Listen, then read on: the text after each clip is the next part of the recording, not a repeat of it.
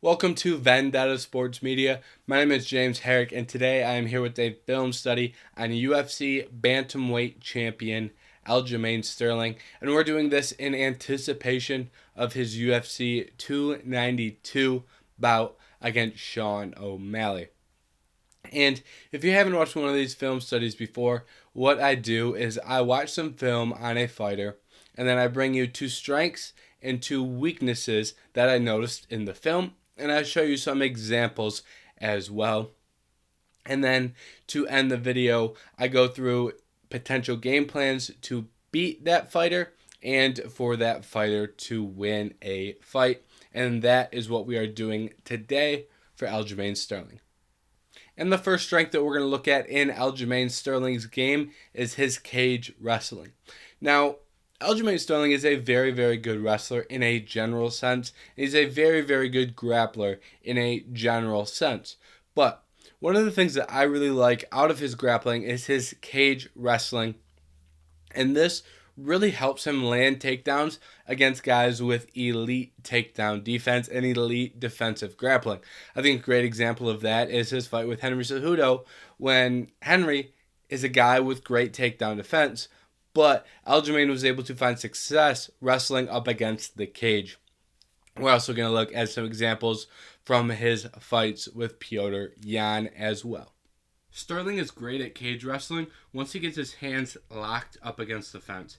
And in this clip, he's able to get his hands locked in an over-under position. And that's not even that dominant of a position, but he's still able to trip out Cejudo's back leg and use his strength and forward pressure to still land this trip takedown.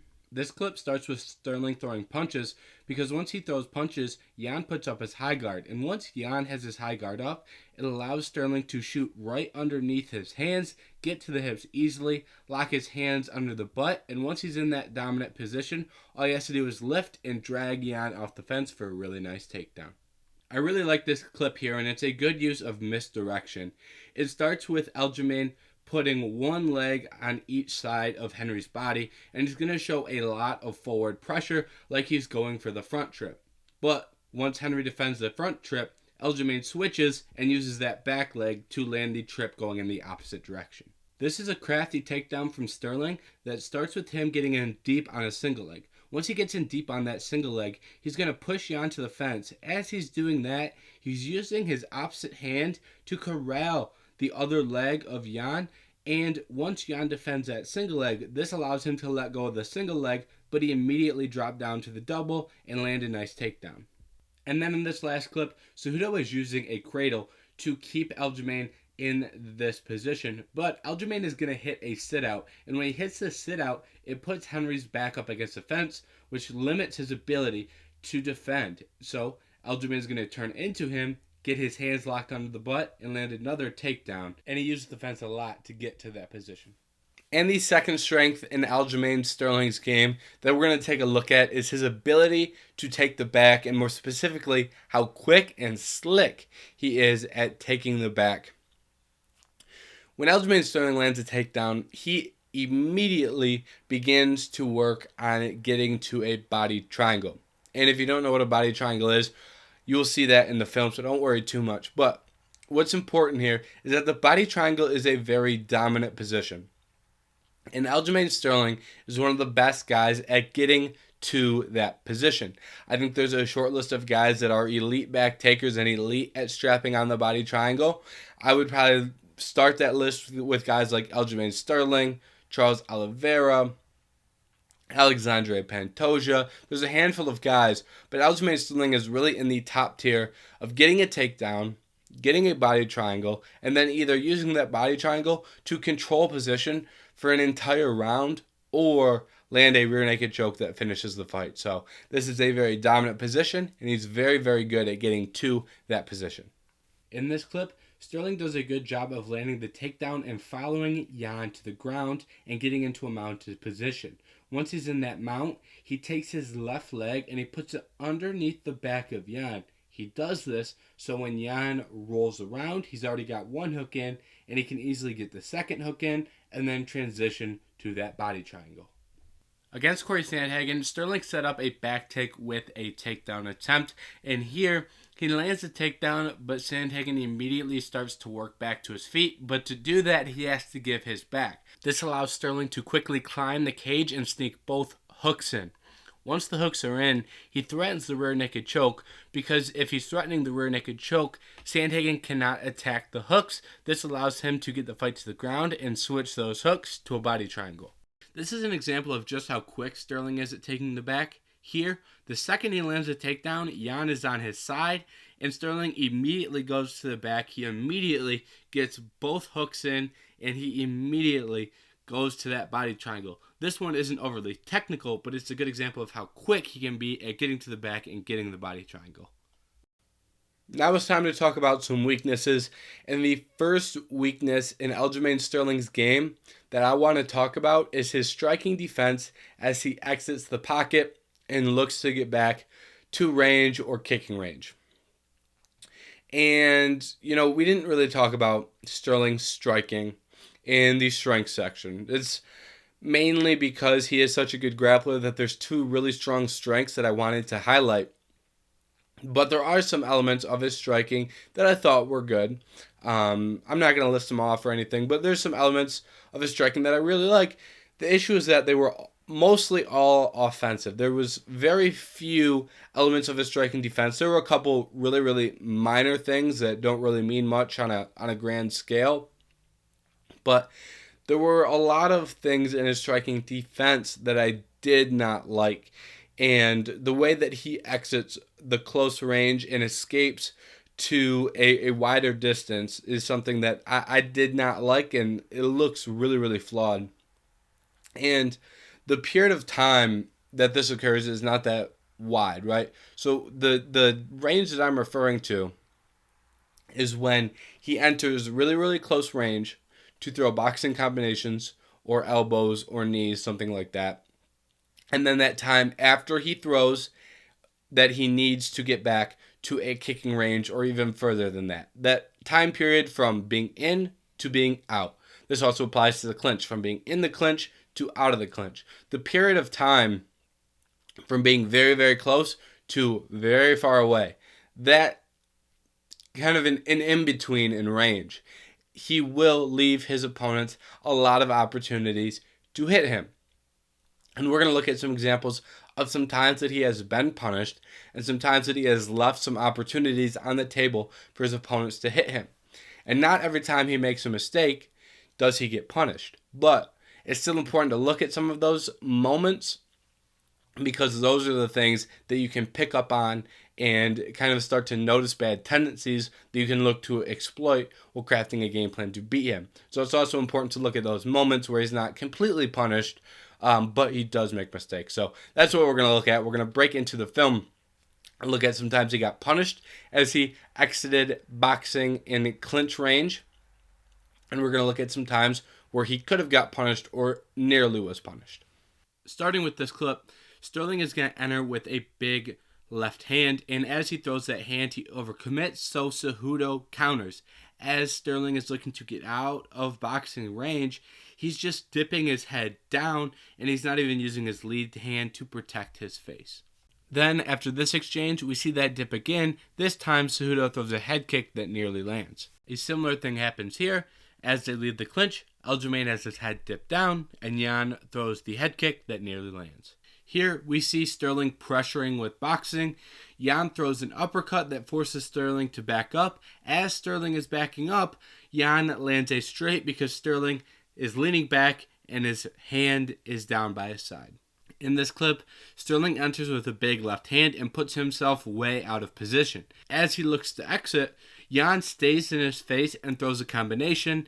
The lead hand of Sterling is not doing much defensively. Luckily, Jan did not throw a straight. Don't know why, but he didn't. Although he still does land the left hand coming from the opposite direction. This last clip is back in the clinch, and here Sterling is unable to land the takedown, and as he exits the clinch, he has no defense, and Jan is able to land a big right hand. And the second weakness that we're going to look at in Aljamain Sterling's game is that he will, on occasion, shoot blind takedowns. And if you don't know what a blind takedown means, it basically means it's not set up. And that is not good because As for anything, if you don't set it up, it's easier to defend and it's easier to counter. And there's quite a few times where Sterling will shoot a takedown that's not set up, or it's not set up and he's shooting from a really long ways away. And those allow his opponents to defend his takedowns much, much easier. It's much easier to defend the takedown when they're blind. Also, if you run into a really, really good striker, they can then counter your takedowns, because if they see them coming because they're not set up at all, you can counter with a big knee or a big uppercut. So, in the film, we're going to contrast the difference between when a shot is set up and when a shot is not set up, so you can kind of see the difference in his grappling when he's setting up his takedowns versus when he's not setting up the takedowns. And then we're going to end with a clip that shows when someone took advantage of him shooting a blind takedown. And spoiler alert, that is Marlon Moraes, his last professional loss, Sterling's last professional loss. It came as he was shooting a takedown. Marlon Moraes lands a knee. So we're going to look at that as an example of how he can be countered as he's shooting a blind takedown. This is an example of a blind takedown. And here, Sterling just shoots for the leg, no setup, and Jan is able to easily defend it. And then just seconds later, you can see what happens when he attempts a set-up takedown. He sets up the takedown with his strikes, he gets Jan reacting to the punches, he shoots, and he lands the takedown. This is an example of how you can be countered when you don't set up a takedown. And here, Sterling is hurt, the ref stands him up, and the first thing he does is immediately attempt a takedown. He's too far away, which allows Moraes to read that, and it allows him to counter with a big knee. And that is the consequence of panic wrestling and not setting up your takedowns. All right, let's start crafting some game plans. And we're going to start with a game plan for Aljamain Sterling to win a fight. And just to be clear, this is not a game plan for his fight with Sean O'Malley. These are meant to kind of be dragged and dropped and used in different scenarios against different fighters. So we're talking more on a general sense.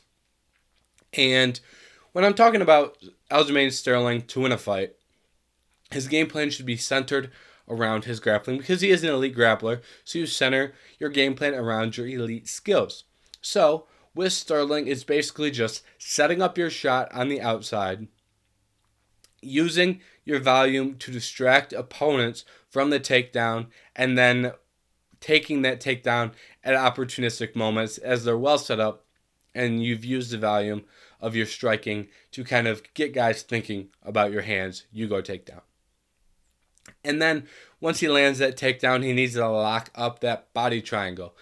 And this is for a couple of reasons. One, because it's a great position, so why not use it? But Sterling's cardio has also been a little bit of an enigma in his career. There's some times where he's really slowed down and got tired. There's some times where he's lost the later rounds and not really doing much, but he didn't necessarily look particularly tired. And, you know, there's other times where he completely gassed out and lost. Look at the first fight with Jan, where he completely gassed out and was getting beaten badly in the third and fourth before he got that DQ.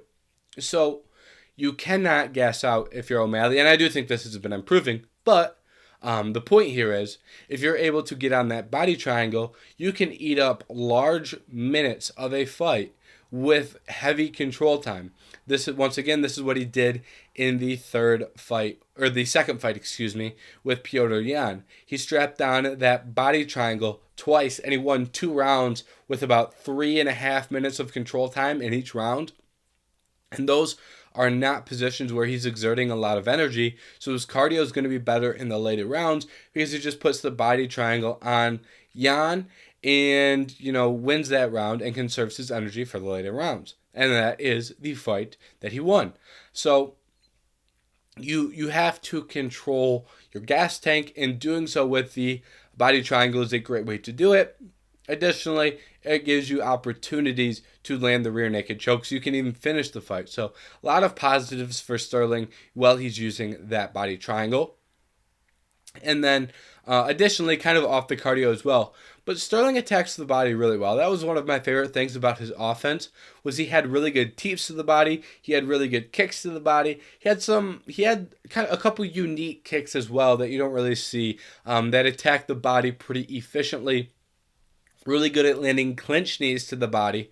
And then he will mix in some punches. He'll go body jab, he'll go body straight. Every once in a while, some hooks to the body as well. Not as often as the straight or jab to the body. But all to say, he does a lot of really good work on the body.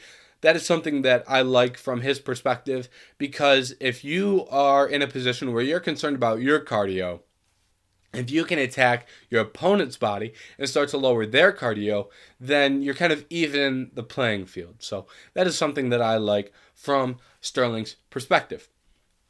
Now, in striking exchanges, there are a couple things that I really like when O'Malley does. And that the number one thing there is forward pressure. In fights, if O'Malley is walking someone down, going first, picking his shots, feinting, setting up some strikes, he is much better than when he's on the back foot. When he's on the back foot, he gets hit much more. His offensive output drops a lot. So I much prefer Sterling's offensive game while he's moving forward. So that should be a big emphasis of while he's striking. Also, if you're walking a guy down, it's easier to get him to the cage. And we talked about his cage wrestling. So it can help his wrestling as well. So that is something that really stood out to me from his striking, that he has to move forward and pick his shots smart and also unload with volume, because he's very good at overwhelming guys with a lot of shots, a lot of punches, a lot of kicks, a lot of leg kicks. And that's much easier for him to do while he is moving forward. Last thing, for Sterling to win a fight, one thing that I do really like that he does is he'll feint takedowns and come up with shots. There's an example where we obviously didn't look at it, but one of the examples that I saw watching film against Cejudo, he feints a takedown and then goes spinning elbow, lands it nice. Against Yan, he feinted a takedown and landed a flying knee. That's really nice. So that's another element of his game that I do like, is his ability to feint takedowns and come upstairs with shots. So that should also be included in a game plan for him to win a fight. All right, and now it is time to craft a game plan to beat Aljamain Sterling. And this part of the video is usually the longest, so put your seatbelt on as I go for a little bit of a rant here. Now, beating Aljamain Sterling is not particularly easy, but I do think there are some avenues for success. And we'll start with the striking. And in striking exchanges, you want to be first, you want to be walking forward, you want to be throwing shots. As we just touched on, when you pressure him, he's not as offensive. His output and volume will drop. So you want to make sure that you're the one pressuring, you're the one throwing first, and you'll be able to land more shots with less shots coming back in your direction. So the game plan should start with forward pressure on the feet. And another reason I really like this is because once you get Sterling backed up against the fence, he will get on his bike. I mean, he puts in, if you back Sterling up against the fence, he does not sit there, which makes it hard to keep him there. But what Sterling does is he will use his lateral movement to circle around the outside of the octagon. Just go in circles and circles, waiting for you to stop the forward pressure and give him an opportunity to get his back off the fence. In those moments, you shuffle with him, stay in his face. And this is very hard to do from a cardio perspective. It's hard to move that much on the outside in a fight. However, I do think it's beneficial when you're fighting Sterling, because as we mentioned, Sterling's cardio is not great, right? So essentially, you're going to do this high output and high effort movement where you're both circling on the outside of the octagon and you're following him, keeping his back up against the fence. But you should, at least I think in most cases, guys are going to have a cardio advantage over Sterling. So that makes this, game plan a little bit more plausible for a fight against Sterling than other guys, because you can tax his gas tank with all that movement, and your gas tank should not be as effective, right? You're going to have a little bit more in the tank in the later rounds in comparison to him if you do this. And then with that movement, outside of the cardio, when it comes to landing shots, there's a couple things that I'd like. If someone's going to circle and move a lot laterally with their back up against the fence, you want to hit them with shots that they're circling into, right? So this is head kicks in the direction that he's moving, body kicks, leg kicks in the direction he's moving. You try and catch him running in to those big kicks. Same with hooks. You don't want to get too wild with massive overhands, but throw a tight lead hook. Or maybe you got to go a little bit wider to reach him because he is long, but you throw those hooks and try and get him moving into those hooks. That's obviously, you want to get him moving into those shots, but you may also need to use feints to set up some shots to make him think you're going opposite, and then you can hit from that side. Either way, you want to hit into the direction that he is moving. And then last thing in terms of striking with Sterling's back up against the fence, you want to hit him when he stops. There's times he'll go left, right, left, right, left, right, stop. And then when he stops, waits a second, and then throws. So if that's what he does, it's left, right, left, right, left, right. He stops, boom, you throw. Right? You got to be first when he stops. He stops, boom, you throw. Anytime he stops, that lateral movement, and his back is up against the fence, boom, straight, jab, teep, body kick, whatever. I don't care. The second he stops moving, bing, touch him, make him keep moving. And then if that's not something that a fighter is capable of doing, moving around and following him on the outside, and you start to get walked down, you let him go first, and then you look to attack on the exit. As we mentioned, his striking defense on the exit, not great. So you let him strike. You let him overcommit to shots. And then while he's overcommitting, you follow him and hurt him on the exit. So he throws, boom, boom. He's inside on you. In your chest to chest, in the clinch, whatever. Whenever he starts to back up and get out of that range, you follow him with shots and you stay in his face. You move forward in that moment where he's evading and you're throwing shots and you're hunting that chin. Lastly, striking-wise, lots of erratic head movement, right? Big dips downwards, big swings left, big swings right. If you can, it's not easy to do, but if you can time one of those and get a pattern on his movements, they are a little bit erratic, so it's hard to get a pattern on. But you want to catch him with something that goes upwards as he dips his head down, right? As he dips his head down, you want an uppercut, you want a knee. As he swings his head one direction aggressively, you want a hook in that direction, right? So that's just something else in the striking that is useful. And then in the grappling, much, much harder because he is such an elite grappler. But our striking approach already helped the grappling. So if you're able to pressure him and stay in his face, your back should not be up against the fence. This takes away some of his upside as a cage wrestler. Then he has to wrestle more in the open, which he can do. It's not that he can't do it, but it's easier to defend in comparison to some of the cage stuff.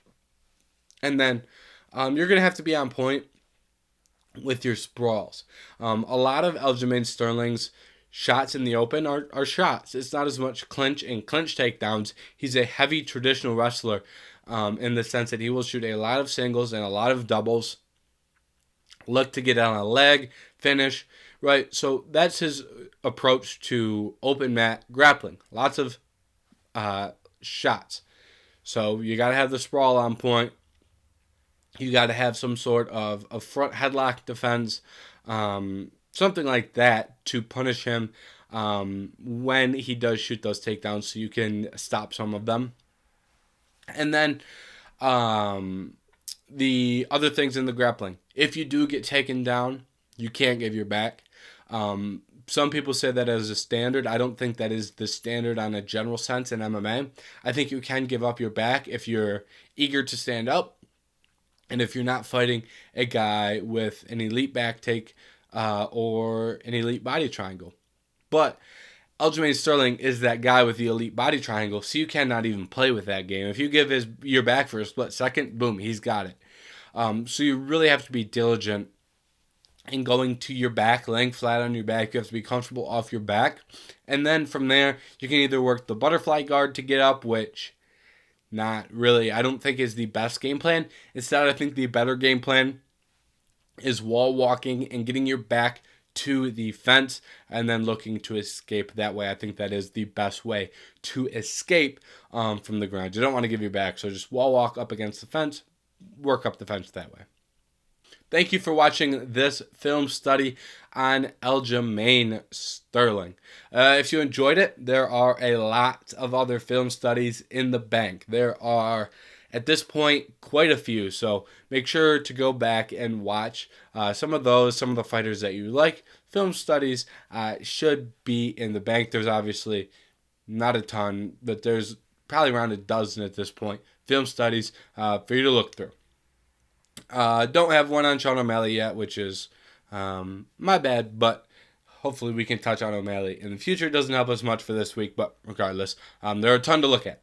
If you did enjoy, make sure to like, make sure to subscribe, make sure to do all that stuff to help us out on YouTube. Make sure to go read the site, vendettasportsmedia.com. You can also find our profile on Newsbreak, so you can read our stuff there as well.